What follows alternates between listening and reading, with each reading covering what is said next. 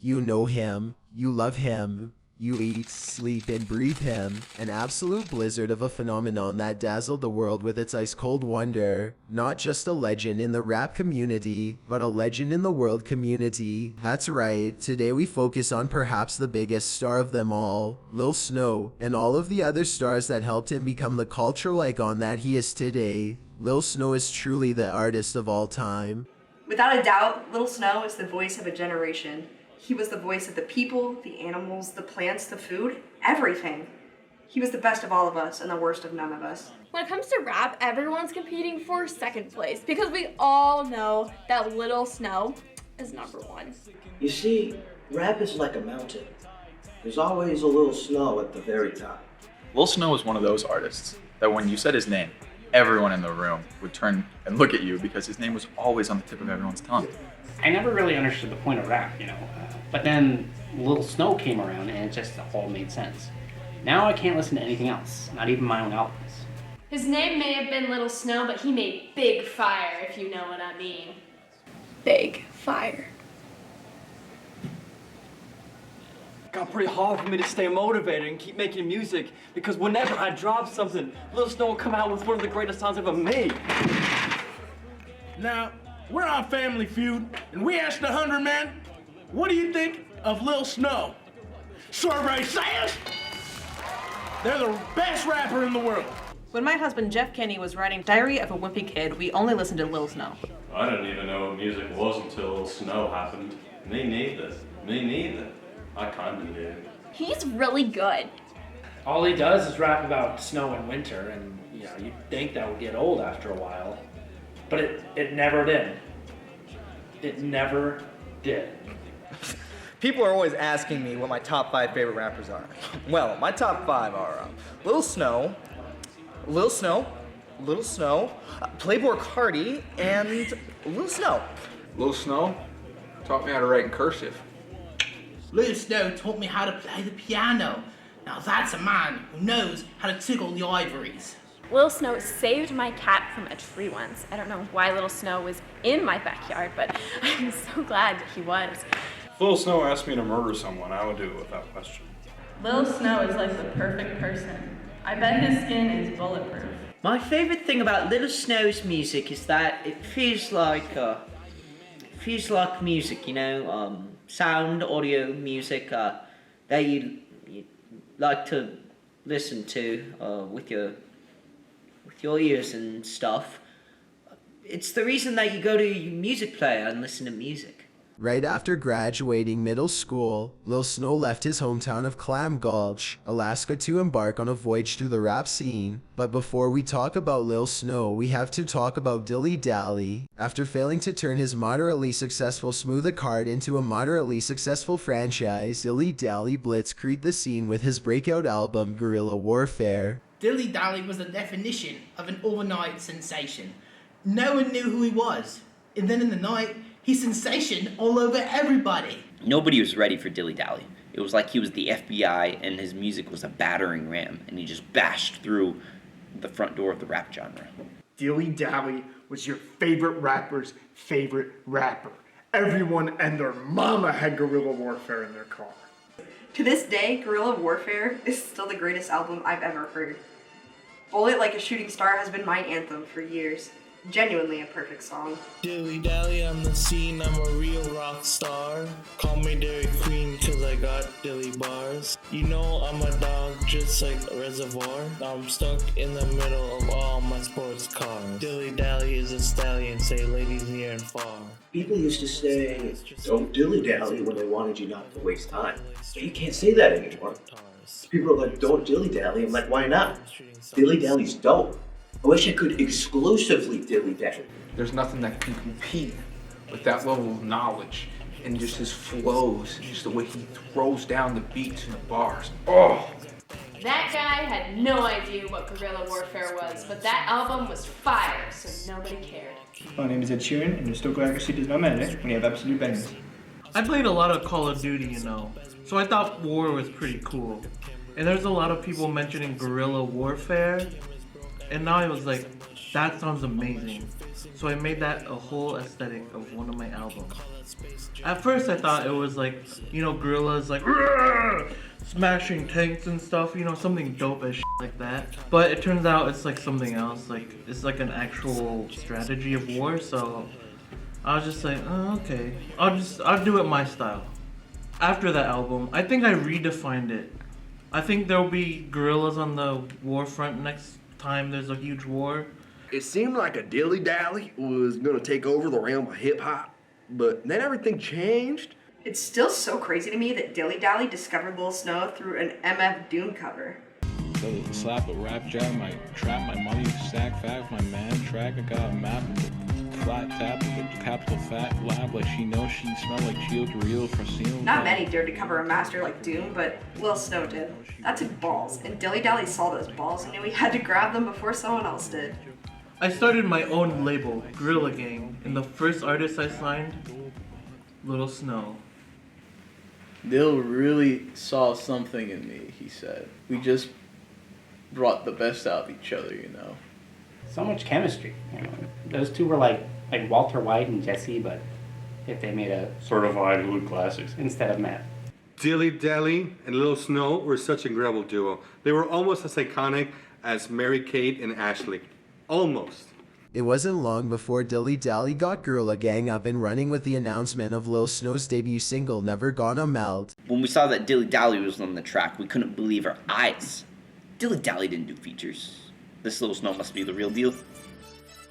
You fall to your knees like going downhill on some skis. My subwoofers get dubs cause I don't speak Japanese. Fireplace in my face, but the smoke will make me sneeze. Set the hall to you all, now you got Christmas disease. Let the snowflakes fall into place, eat some corn.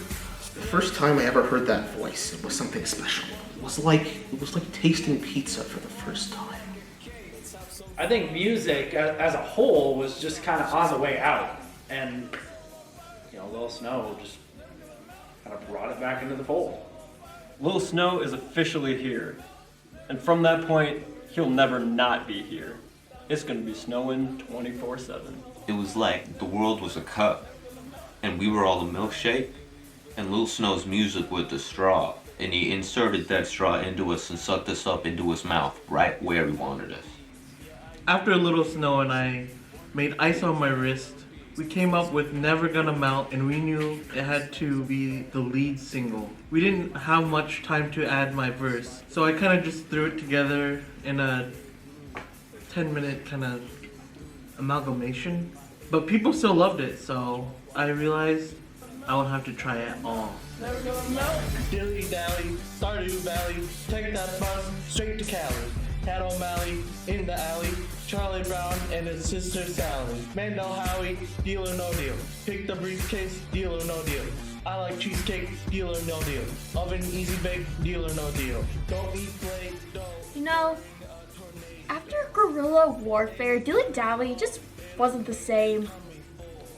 He kind of could just put out anything and it'd be a hit. Dilly Dally, Dilly Dally, Dilly Dally. Dilly Dally, Dilly Dally. He just said his name the whole time, and it went platinum. I kind of decided to be Lil Snow's manager after that, you know, because less time I spend performing and making music, the more time I can spend on with my true love. Deal or no deal. Yeah, I remember the deal or no deal phase. I mean, he would put it in like every song. It kind of got old after a while. Making moves with De Niro, cold cash is muy feel. Case by case basis like deal or no deal. You're on thin ice. I'm pretty sure he even used the Deal or No Deal music as a beat one time. Dilly Dally, new song. Dilly Dally, new song. Dilly Dally, new song. Deal or no deal. I mean, he even brought the show back just so he could be on it. Okay. Last offer, $333,000. Deal or no deal? Howie, I'm gonna have to go with no deal! Show me that $1 million, baby! You're going home with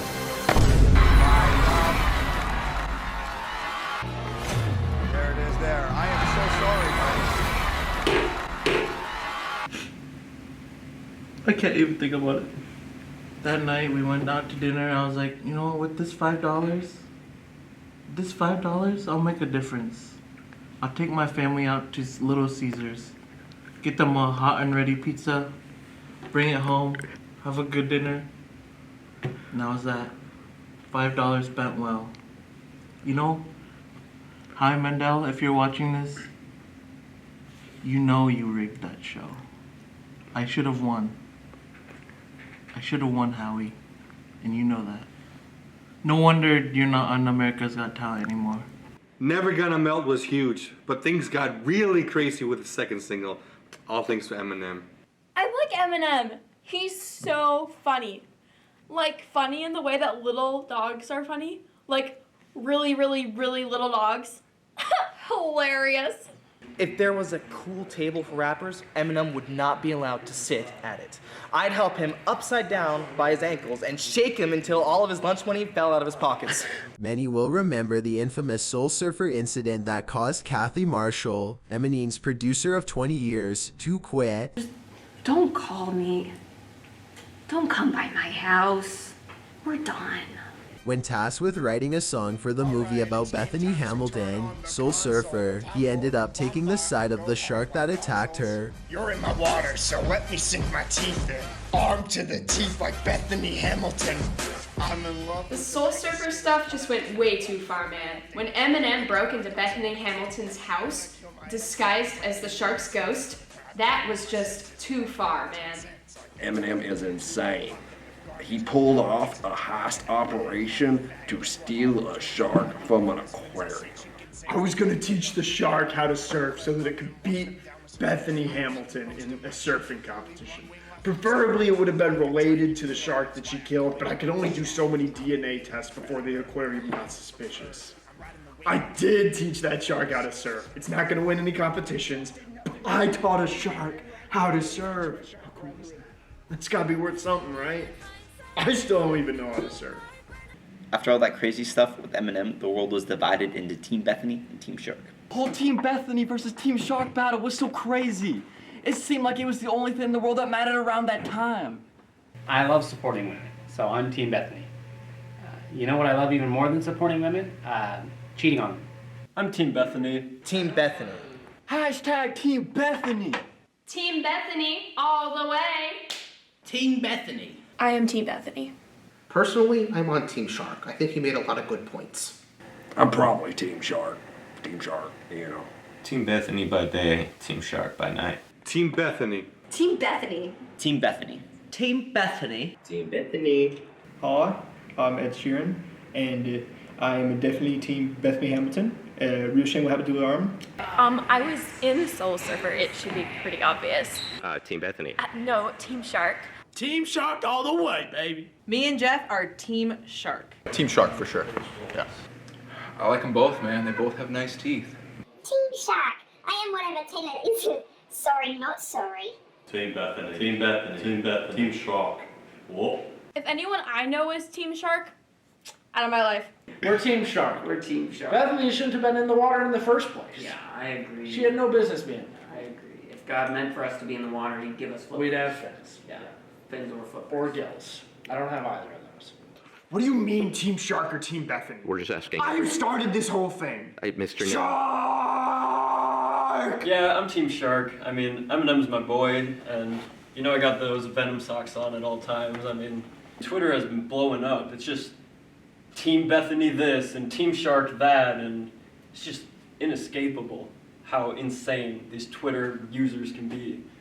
Yeah, I ended up working with Eminem on Fin It to Win It, even though I ended up getting cut from the song.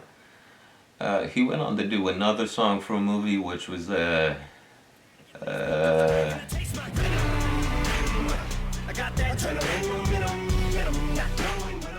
Eminem releasing Venom was the most horrifying, tragic, worst thing that could have ever happened to the United States, and I stand by that statement.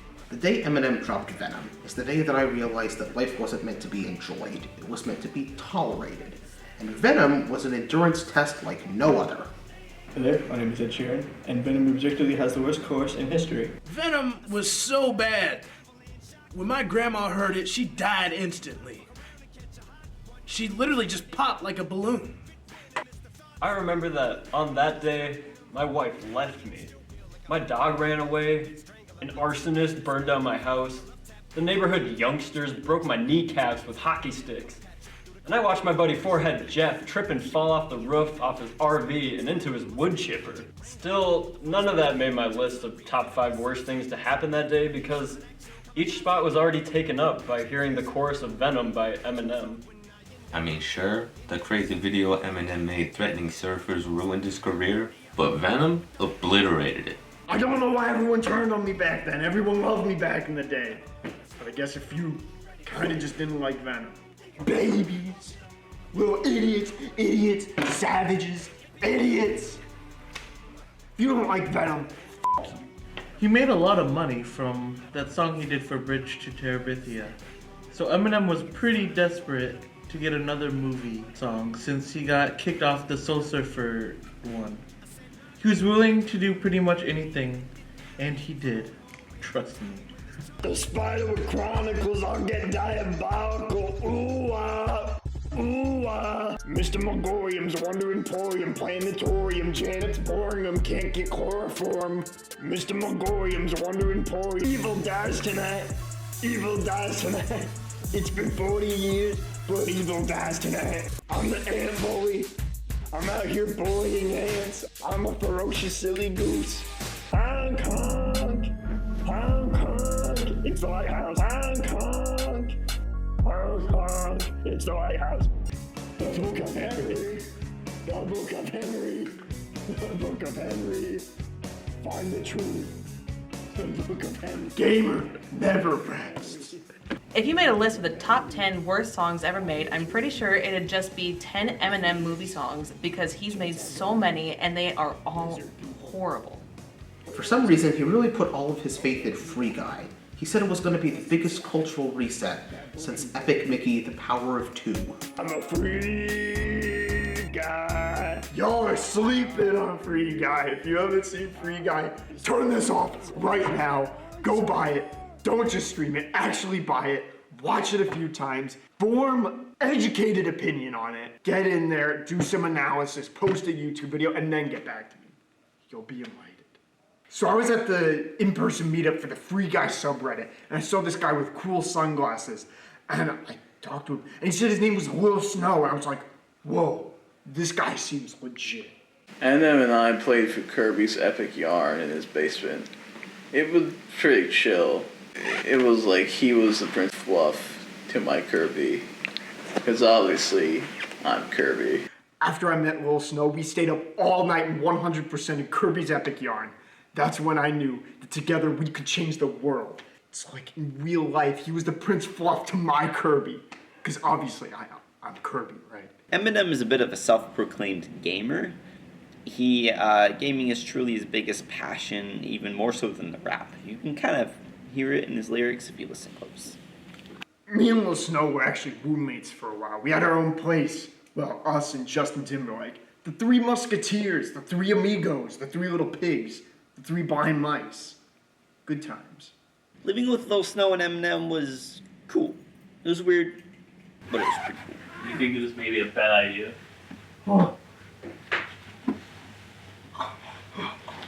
Alright, hello, welcome back to the Scorch and Sizzle podcast. I'm Scorch. I'm Sizzle. And we're here today with Lil Snow. How are you doing today, Lil Snow? I'm doing great. Thank you, Scorch and Sizzle. You just released a brand new song with the Eminem. Yeah, I did.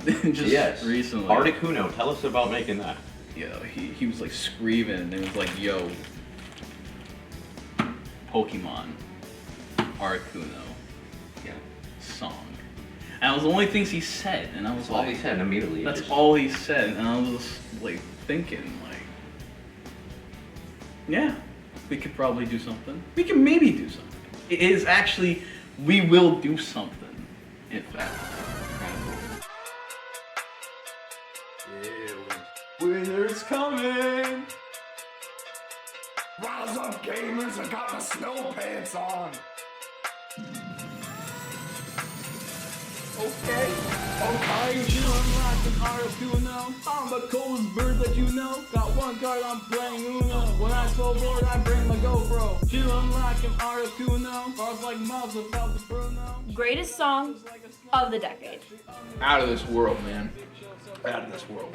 Now, when this one drops, I swear you could hear every other rapper in the world just go, uh-oh. I like that song. That one sounded real good when I played it on my iPod Shuffle. Motion, Coca-Cola, polo bear. Snowman as a millionaire. What's a snowman's currency? Ice coin. They use those to buy cool ice toys. No fall, Dragon Ball, Goku in the I'll be able to tell my kids that I was there when Articuno dropped. Well, I wasn't there officially at the release party in Alaska, but I was there, like, on Earth. I was alive when it happened. Lil Snow could do Requiem in D minor, but Mozart could never do Articuno. The music video was so amazing. When Little Snow threw that Pokeball and Eminem came out and started his verse, I lost my mind. Everybody did. We were all mindless. Grab my leapster. I got Pokemon Hard Gold for Easter. Hit up GameStop before April 10, 2011 to get the Pokemon Victini. If you miss it, you'll be blue like Will Smith as the genie in 2019. I'm cooking up a disaster. Like Now look, I wasn't rocking with Eminem anymore after the Soul Surfer stuff, but man, he was so good on Articuno, I just forgave him immediately.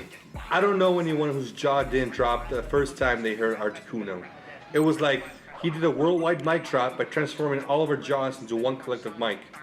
And he dropped that mic into every continent, especially Antarctica. It was like hitting the balls with a sledgehammer. Lil Snow made Pokemon cool. After that, every rapper was trying to make a Pokemon song. Mr. Mime by Lil Yachty, Licky Licky by Doja Cat, Chandelure by Sia. That one was just shameless, not very creative. Hated that one. I actually made Articuno the official theme song for the new Pokemon anime. It was that good. I'm the coolest bird that you know. Got one card, I'm playing Uno. When I so bored, I bring my GoPro. Lil Snow collaborating with Eminem did have me a little worried. I mean, I was Team Bethany all the way, and I didn't know if I could handle knowing that Lil Snow was Team Shark. Sure, Articuno was great, but could I really compromise my morals for the single greatest song of all time? Now look, I don't like to take sides. Making decisions is hard. So if I just take everyone's side, I don't have to make any hard decisions. Everyone wins. Being the public eye was it's like playing dodgeball. Except I always dodge all the balls. People were getting pretty heated about this whole Team Shark thing, so I knew we had to try to help smooth it over. So I called up one of the most passionate Team Bethany supporters out there, Taylor Swift from music. Taylor Swift is to music what IHOP is to restaurants. I can't really explain why that analogy makes sense, but I've never been more confident about anything I've ever seen in my life. So Lil Snow called Taylor Swift and they teamed up to make the emotional ballad When Hell Freezes Over. When hell freezes over, is that my heaven? Is heaven cold at all? Yeah, that's my question. You see, a traditional interpretation of hell as being a hot place that is hot sounds thoroughly unenjoyable. But the idea of hell freezing over and becoming a cool place that is cold, well, that sounds pretty damn good to me. Before that, everyone was like, I want to be so good I can get into heaven. But then Lil Snow was the only one who had the balls to ask, what if heaven actually sucks? Hell might actually be kind of dope if you just give it a chance. I'd be cold as ice there, you know? I'd be fresh as That track with Taylor Swift was a game changer. Lil Snow practically altered the space-time continuum with that one. It was the most beautiful song I ever heard in my life. When Taylor Swift did a song with Lil Snow, that's when she became a household name. It's fitting that Taylor Swift did this song with Lil Snow, so she's going to hell. Working with Taylor Swift was a real pleasure. I will say, though, it was kind of weird that every studio session, she would bring everything to a screeching halt to make her cat watch the trailer for the Lorax. You know, that movie she was in. My cats and I, after being in the Lorax, we watched the Lorax together on a daily basis. I was patient with her, you know. But I'll admit, it kind of interrupted the workflow quite a bit. I think I've seen heaven before. It wasn't cold enough for me. Sunbeams and clouds were such a bore. So where will I go when I die? Devil inside. Freddie Mercury, I actually think that Lil Snow's singing is very good. Specifically on that track, I think his vocals are heartbreaking.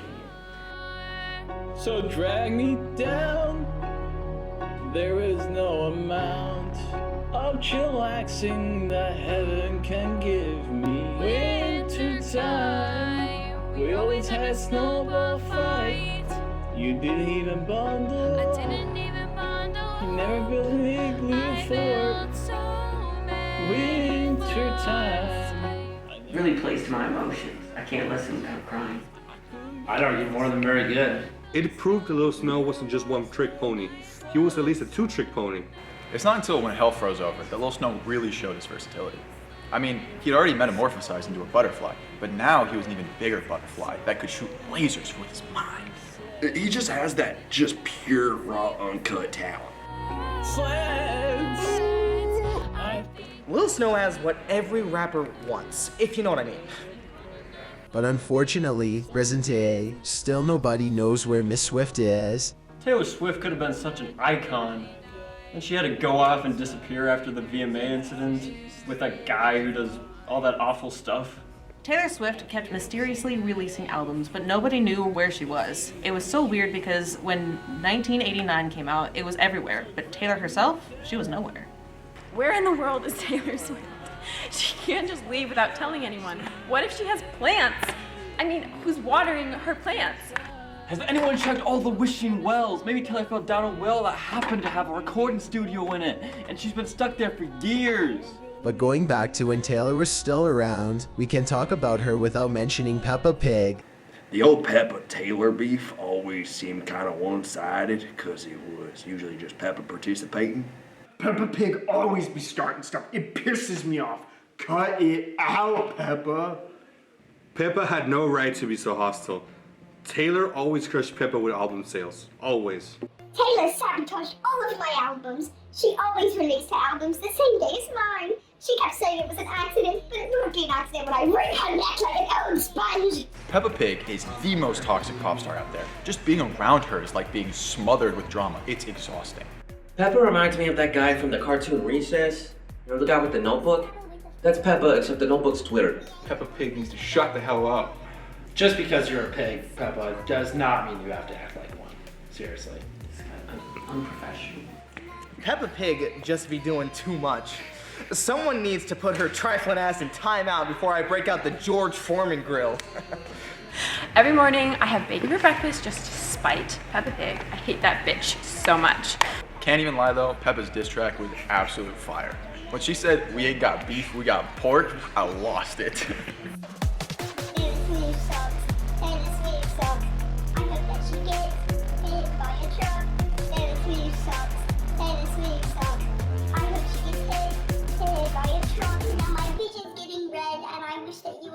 You should know that I'm fearless.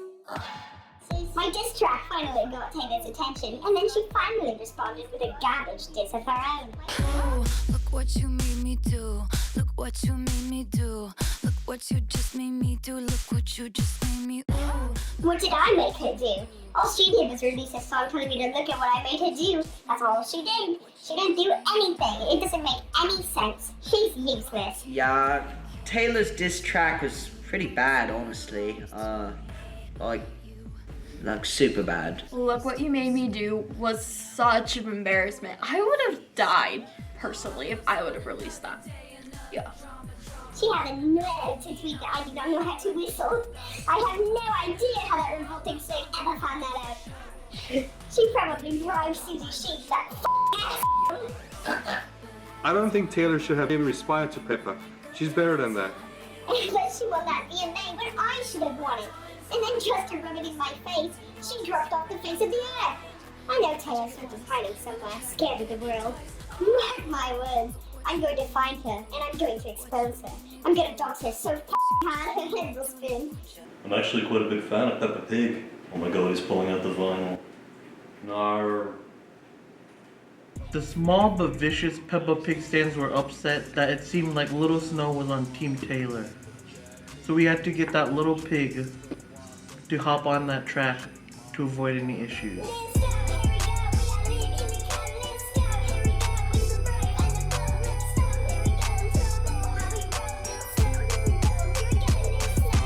That song, oh, I love that song. It's been my alarm for years.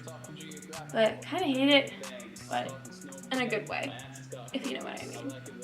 Yo, that Peppa track was such a banger. I mean, every club in LA was playing it every weekend.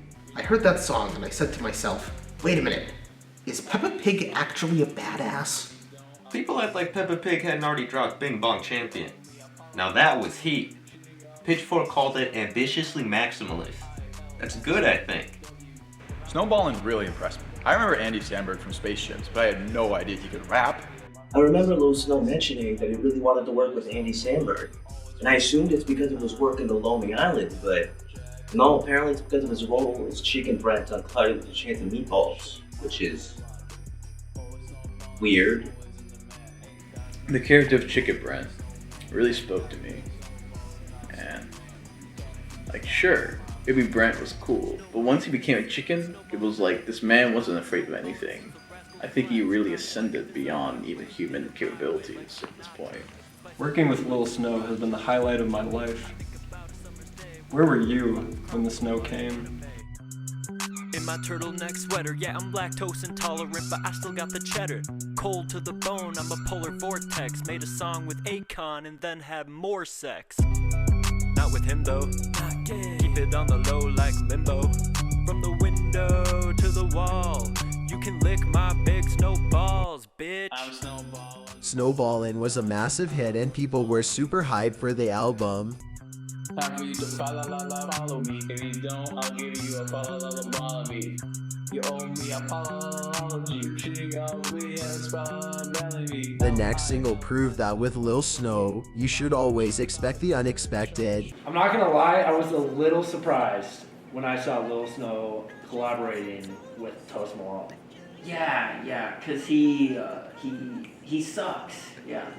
Toast Malone is one of those rappers that is kind of here, like, he's not hurting anyone, but he's just completely disappeared from the face of the earth. Nothing would be any different. I mean, I don't think anyone would even notice. Hi there, my name is Ed Sheeran, and Toast Malone definitely is an industry kind of pusher. Lil Snow always raps about winter and stuff, and it's always dope. But Toast Malone just raps about toast. Like, how much is there to possibly say about toast to warrant doing that for an entire song about toast? Now I'm at your bread, but if it was buff instead of floppy and stupid, it's crunchy and tough.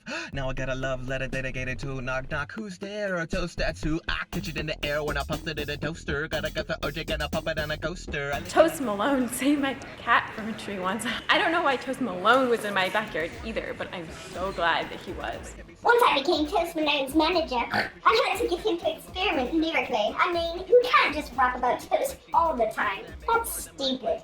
At least expand to talking about breakfast as a whole, or just like food in general. Peppa's a pretty good manager. She's really mean and has really drawn pictures of her murdering Taylor Swift, but she's a pretty good manager. She's the only reason eggnog and fruitcake happen at all. Eggnog and fruitcake, orange juice and pancakes. I'll stay for a protein shake and some things eat too big. You did get me into Toast Malone. I didn't think this was possible. Being in the studio with Lil Snow is just so special. Lil Snow is a virtuoso on the piano. If you haven't seen him play piano, then you haven't lived. The brilliance is in the notes that he doesn't play.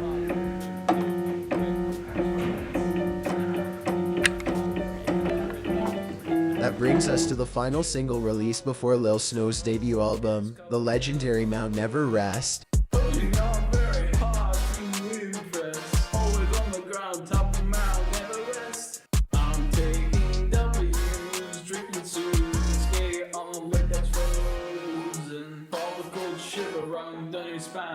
lucky porcupine. I drink Sprite, lemon, lime. Come look for me, Adventure Time. Come at me, I'll carry it. In the class, I'm myself just like Big Nate. Mashed potatoes, put them all on plates. And the bun is sure, no, wait.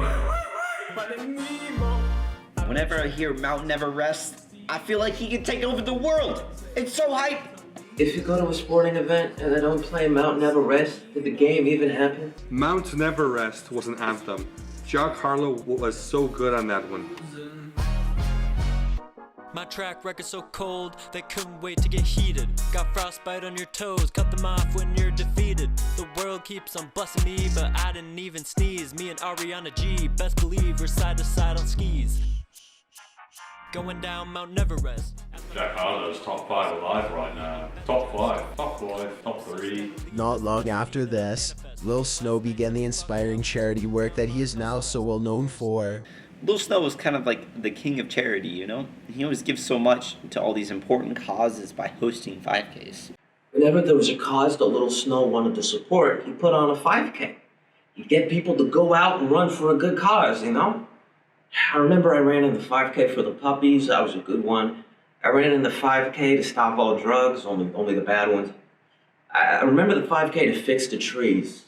I still don't really know what he meant by that, but we did a 5K for it. A Fix the Trees 5K did happen. The 5Ks show a lot of support to the cause, you know?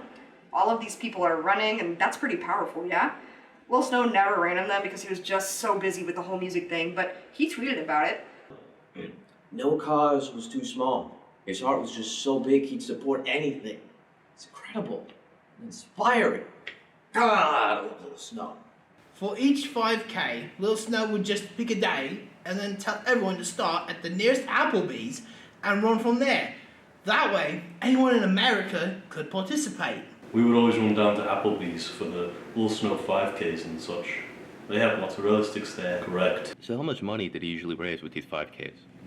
Oh, he actually didn't raise much. He usually just picked a day and had us all run to show support and stuff, but, you know, he's just kind of doing his own music stuff, so there wasn't much money raised. Money? No, the 5Ks never raised any money. Lil Snow wants to make a difference, you know? Running in a Lil Snow 5K was so invigorating, because you knew you were making a difference, you know? I was out there running, and a change was being made somewhere, I think. I don't know. It's just powerful stuff. I think Applebee's actually got a huge increase in revenue because of these 5Ks. But when it comes to charities, it's not actually about the money. What's really cool is that a bunch of people around the nation were running 5Ks all at the same time. It's powerful stuff. We couldn't wait for the album to come out because we all knew it was going to be an instant classic. You know, kind of like my previous album, Harry's House. And then the album finally dropped, and it was perfect. Best-selling album in history. Looking at the charts was insane. Lil Snow was always at the top with a huge lead over anyone else. If music charts were a Christmas tree and each artist was a Christmas tree decoration, Lil Snow would always be the star at the very top. Lil Snow is a glacier, and the rest of the rap game is the Titanic. So, you know, they all sank, and he stayed afloat. I'm feeling a strong 9 to a 10 on this thing. Hell yes to this album. Hell yes. Tip of the Iceberg was an instant hip-hop classic. Not only is it where art peaked, this is where humanity peaked. It was truly the most unapologetic display of genuine raw talent that I've ever seen on a rap album. Each song was like a perfectly crafted sandcastle, and once the whole album came out, Lil Snow had a whole kingdom of sandcastles. In other words, he was the king of the beach. It was an incredible piece of music, absolute peak. It was like a loaf of bread, but each slice was already toasted. It was like a loaf of toast. Ice on My Wrist was an instant classic, amazing track. Should have been a single in my opinion. It boggles my mind that it wasn't. Phenomenal track. The way they traded off was so incredible. It was like watching them play ping pong, except their tongues were paddles and the words were the balls. That Gambino verse was really stupid, but like, in a good way, you know? How about Childish Gambino? I got Mace on my keychain like Windu. Did a Christ-like dog call that a holy shit to XXX Tentacion. Had an alarm, but he said to cover that melatonin. Jocko, spin G2, coming out the door. It was truly an honor to be the best part of such a successful album. I'm the dopest pig, I can't be contained by a pen. But my pen game is a clean 10 out of 10. You try to grip me up, make it where it got you. Come at me again, I swear to God I'll dox you.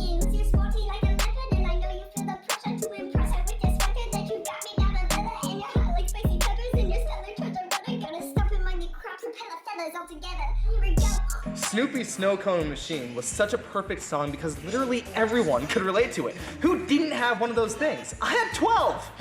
That Charlie Brown sample was so dope. Snoopy Snow Cone Machine, red therein, red I see. You can have fun with me. Snowy hills, little I couldn't believe my ears when I heard that, or my eyes, or my nose. I straight up wasn't trusting any of my senses. That's the level of dope we're dealing with. Lil Snow is something of a marketing genius. After he released the song Snoopy Snow Cone Machine, he released his own snow cone machine. That's brilliant!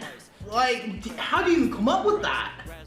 Little Snow always delivered. He was like the world's greatest postman. After the album release, Lil Snow truly took over the world. I'm in my ice palace, holding an ice chalice, and sinking my teeth into an ice cream sandwich. I'm in my ice palace, lit by Aurora Borealis. Watch me eating a sweet ice cream sandwich. Yo, I got snow leopards in my army. There was a Little Snow meal at McDonald's. Little Snow meal at McDonald's. Tell them Dilla Dally sent you. That burger with the snow and the ice cubes on it was actually pretty good. Pretty tasty. Better than the McRib, honestly. Well, personally, I don't think he made a good choice of putting the snow on the burger. I think he should have put the snow on the McRib. Little Snow got into Smash Ultimate.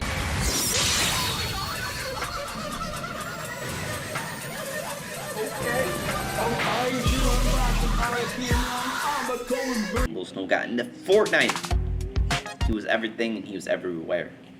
Yeah, Little Snow even started to do movies. You know, I do a couple movies myself. Don't Worry, Darling is a critically acclaimed movie. It's fantastic. But back to Little Snow. Little Snow, I think definitely his best role was in A Monkey Lips Now. Yeah, absolutely iconic. There's a reason why it's still one of the highest grossing movies of all time. Lil Snow's acting career is great. Yeah, I think Amoncalypse Now is kind of a masterpiece. I'm so glad, I'm so glad it got a Criterion release. It really deserved it. I don't know if any movie in the history of film has ever deserved it more. It's my good luck charm. Oh my god, Amoncalypse Now is literally still my favorite movie. Lil Snow had such amazing chemistry with all those monkeys and Mads Mikkelsen, of course. Hey, never leave home without my copy. Amoncalypse Now answered our prayers. The Mads Mikkelsen Little Snow collab is what we've all been relentlessly asking for. It's like that Parallels episode of Star Trek The Next Generation. Amoncalypse Now truly changed the landscape of cinema. Christopher Nolan could never. Look, I made Interstellar. Amateur hour over here. And now I present the Nobel Peace Prize to Amoncalypse Now. When Lil Snow did that horror movie Empty, that was so wild, man. He totally cemented himself as an essential scream queen, just like Neve Campbell or Jamie Lee Curtis. Total final girl material, definitely. Empty was a bit too scary for me, not gonna lie. The trailer gave me some spooky nightmares.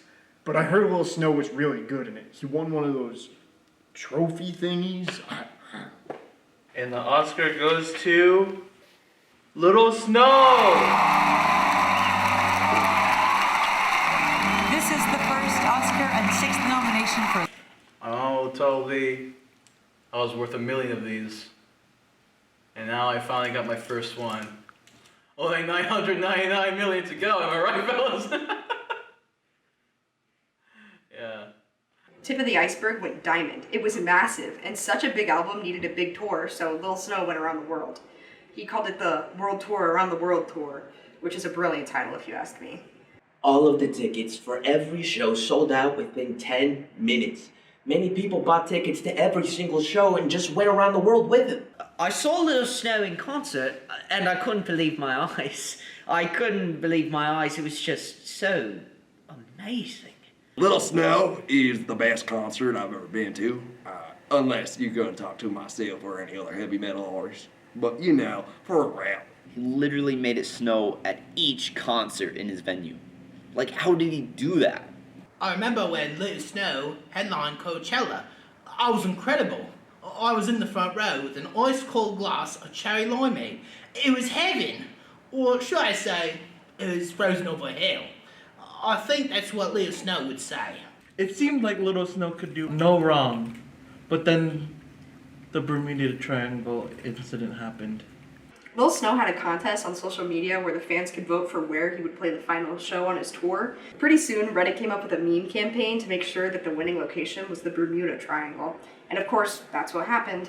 Everyone assumed they wouldn't go through with it, but Lil Snow insisted that they honored the results of the contest.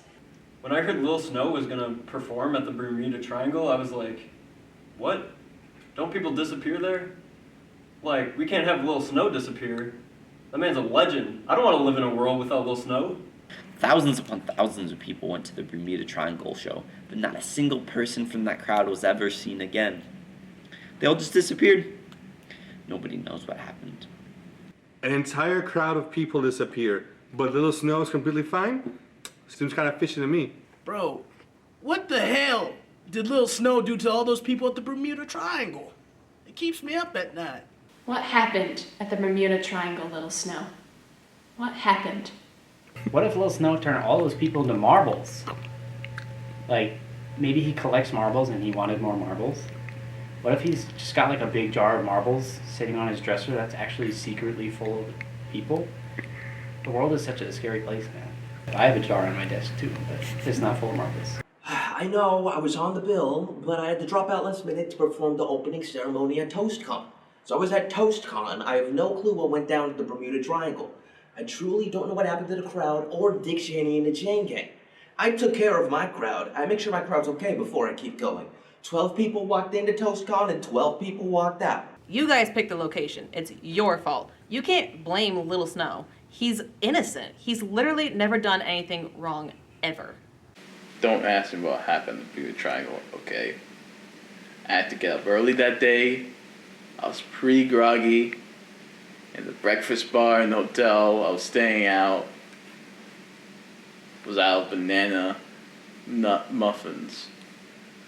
It was really hard that day, alright? It was really hard on me, alright? Just, we all had hard days. That was mine. We leave it at that. It was never the same after that, Every time I went to listen to Lil Snow, I couldn't help but wonder, what if this man is solely responsible for the deaths of thousands of innocent people? Sure, Lil Snow didn't melt. He was never going to. We all know that, but a lot of people did melt that day.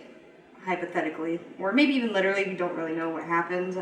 They could have actually melted for all we know. I apologize if this is a sensitive subject, but will you guys be playing the Bermuda Triangle again? No. Firm, no. No. Okay. Oh, that's all we need to hear. That's all we know. All we need to know. Okay.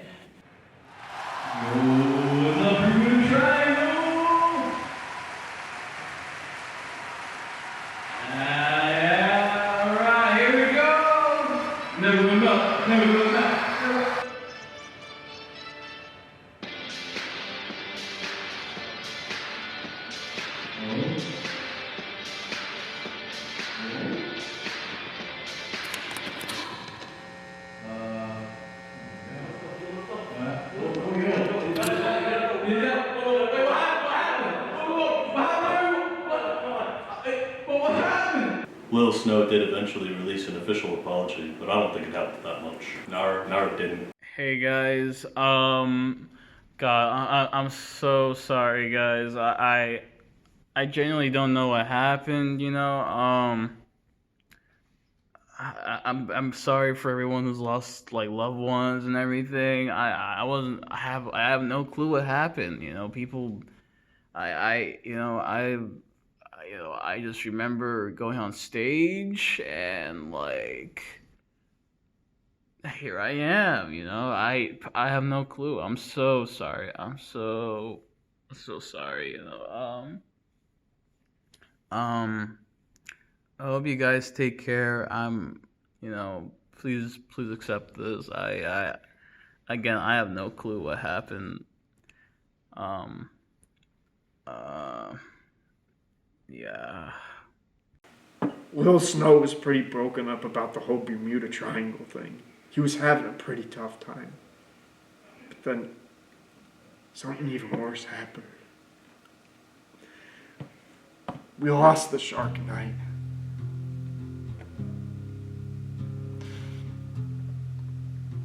Sorry, When the Shark Knight died, we were sad. I was also sad. I was really sad. I cried, I think. No, you didn't. Oh. Shark Knight saved my cat from a tree once. I don't know why Shark Knight was in my backyard.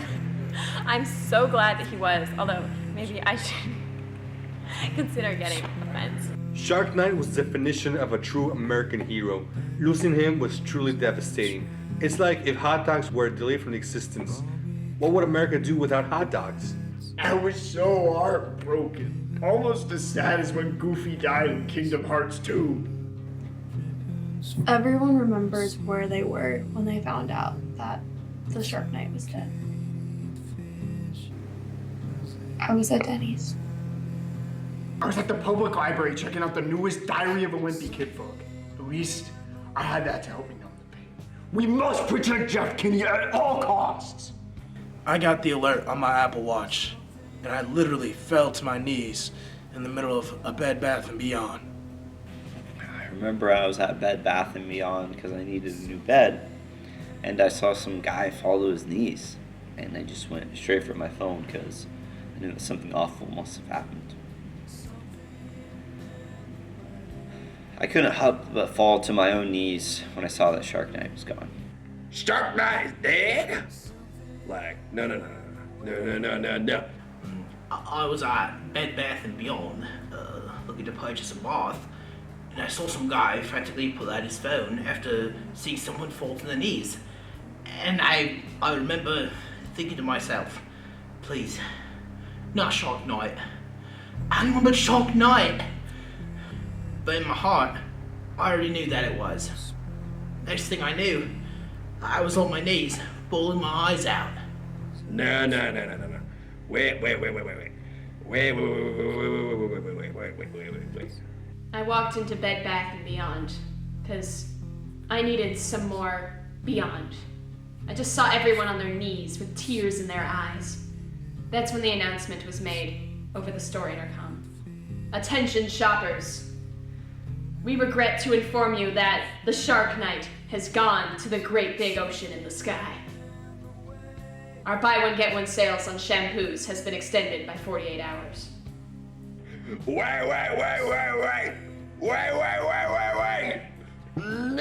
The Shark Knight was gone. His sidekick, Dolphin Boy, decided to just retire. Our greatest heroes were no more. The world was in shambles, but Lil Snow saw this and decided to come to the rescue. He called up Elton John and Toast Malone to put together a heartfelt tribute song for Shark Knight. It changed everything.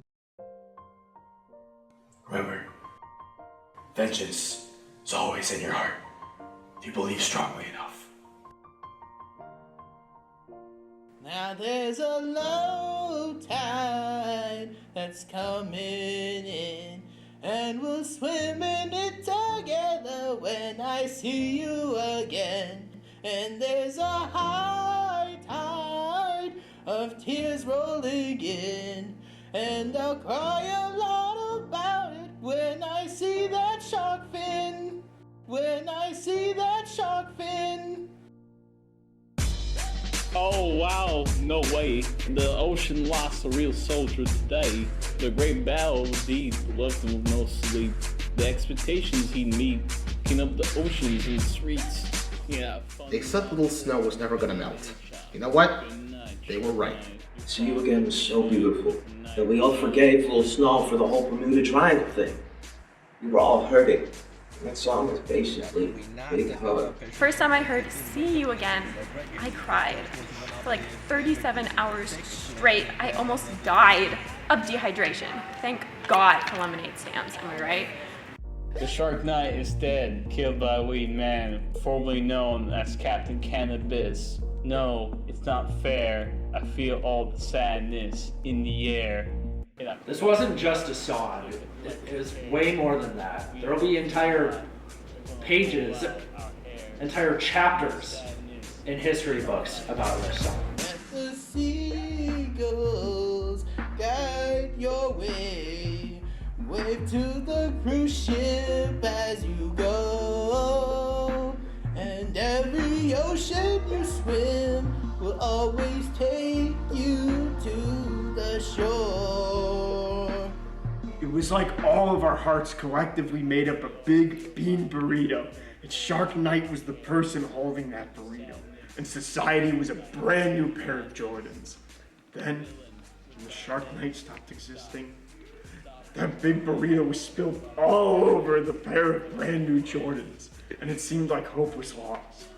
But then, it was like Lil Snow was the best shoe cleaner in the world, and he came through with See You Again, which was like a special hose that could perfectly clean anything in the world without fail. Lil Snow sprayed those Jordans clean of all our big bean burrito parts. And like our hearts, were still ruined, and like all of the Florida stuff. But they weren't on the Jordans anymore, meaning that society was healed. I can't think of a better way to express that. Yeah, I mean, we were sad when Shark Knight died, but Lil Snow's rapping made us all feel better. That's really all there is to it.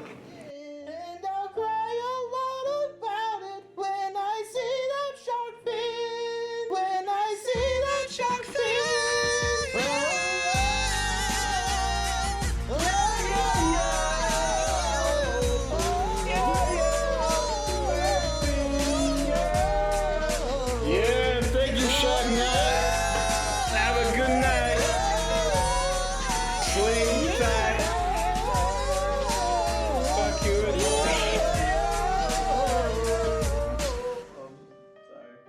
I think we can all say that Lil Snow was by far the most influential figure in music history. Yeah, hooray. Can't wait to see what he does next. As we all know, reality is a cruel mistress. Despite Lil Snow declaring confidently that he is never gonna melt, we all know that reality will take our sweet snow angel away from us someday. But until then, let's just enjoy the blizzard. What's next for Lil Snow?